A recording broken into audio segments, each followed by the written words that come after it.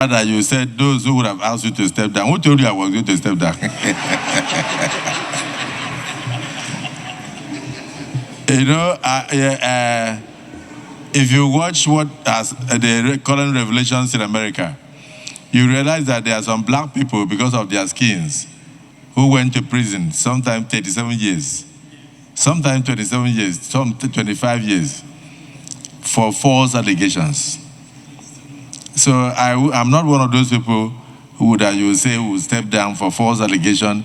Then when eventually it is proven that the allegations were false, they will say, oh, we were unfair to Akpabio. No, I'm not that bad. So if you had that in mind, please cancel it.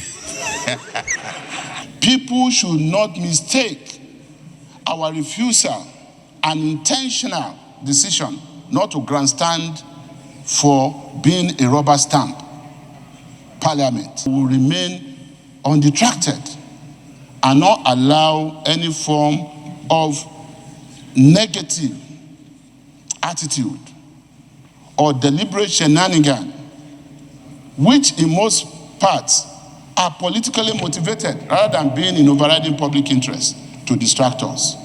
For those who continue to criticize us unnecessarily. I use the word unnecessarily, Mr. President, because in a democracy it is normal for those who have sought public mandate and were elected into office to be criticized. We are not opposed to that. But when people deliberately falsify things about us, when people deliberately try to call us out as people who do not know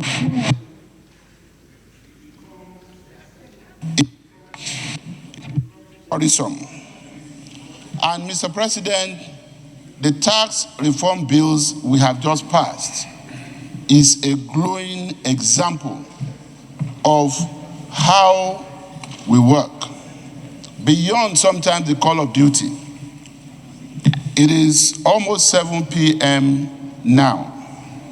In the last 6 months, we have remained focused on trying to drive these tax reforms. Let it be noted again that these bills were first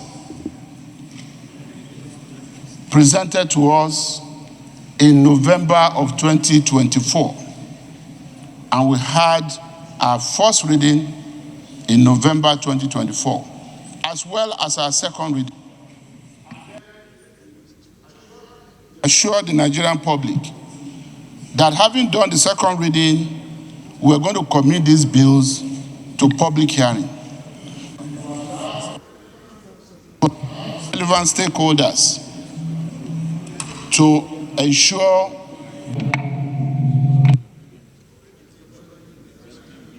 to the public.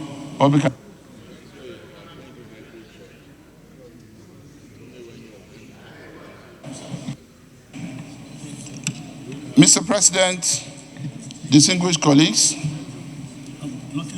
we had the first and second reading in November 2024. I want to emphasize that between our second reading of this bill and today, we had 39 different engagements with different stakeholders, ranging from the executive arm of government and people in charge of the Presidential Task Force to members of civil society and professional organizations, some of whom took part in our public hearing. There have been series of meetings, there have been series of engagement. Even as a Senate, we set up our own committee of seasoned senators who had engaged in various aspects of public life. Some had served as governors, some served as permanent secretaries, some served as honorable ministers, and from different walks of life, to even be able to advise ourselves. Let it also be said that we chose not to grandstand on this. And the fact that in rounding up yesterday, we spent more than half of the day holding a closed-door session. Why are we doing all of this? It is because we recognize that the times are hard for our people. The times are unusual for our country and for the global economy. And we chose to also remind ourselves constantly that this is not the time to grandstand.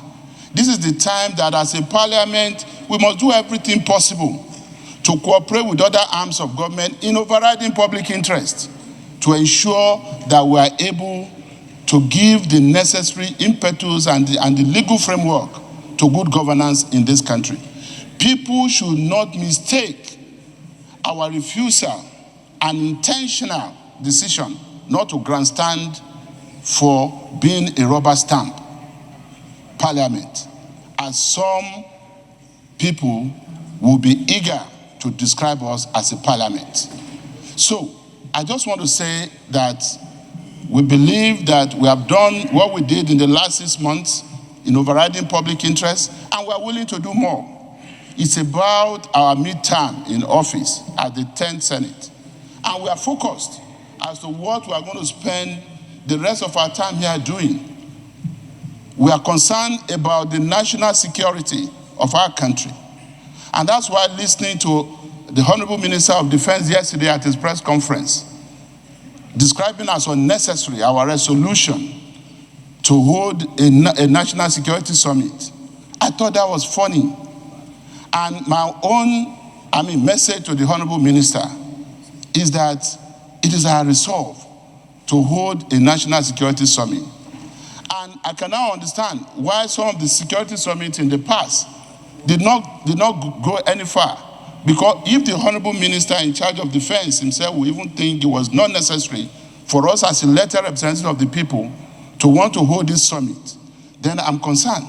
But we are consoled by the fact that we know that there is a new sheriff in town, an elected president who understands the need to work with the parliament and who will not take for granted the resolutions of this parliament.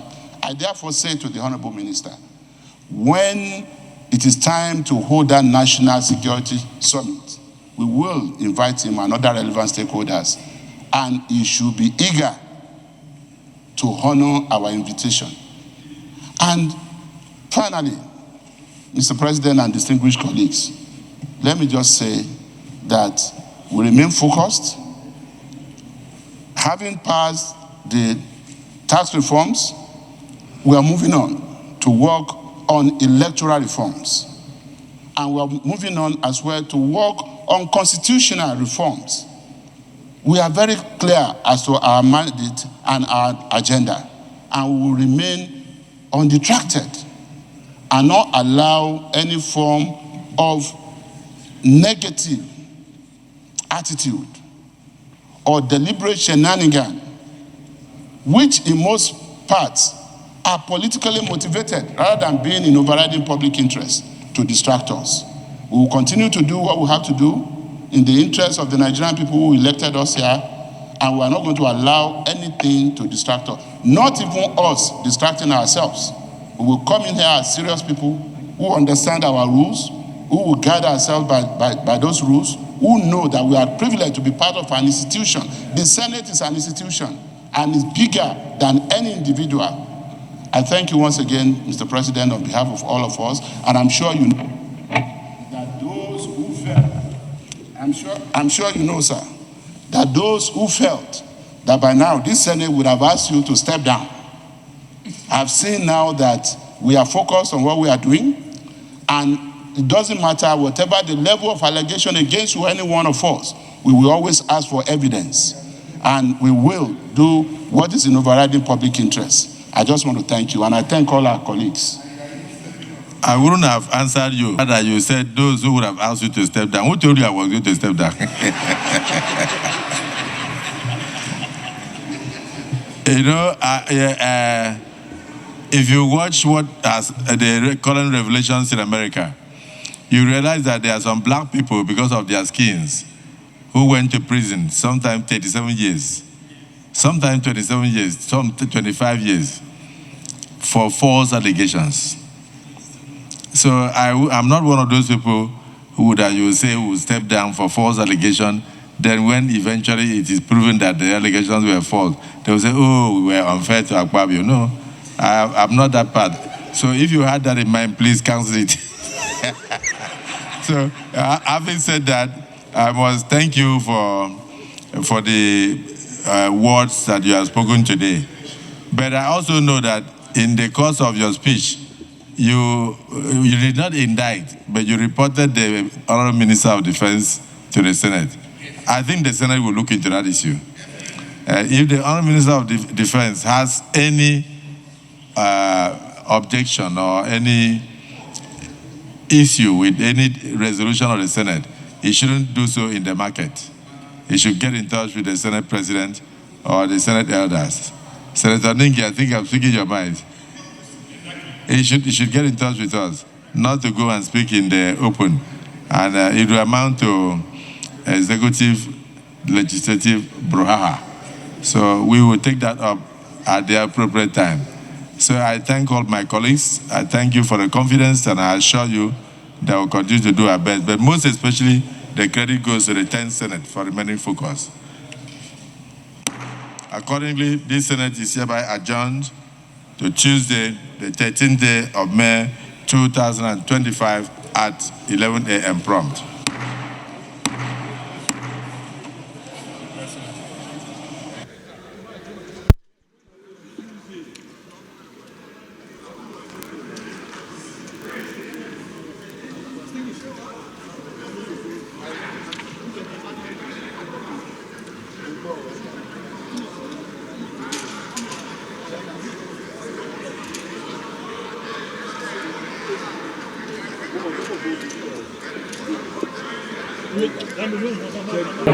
No, don't step up. Come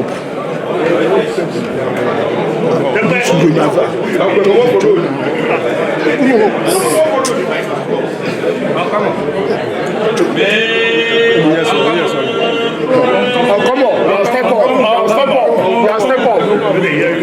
Step up. Come on. You are step up. Continuity. No shaking.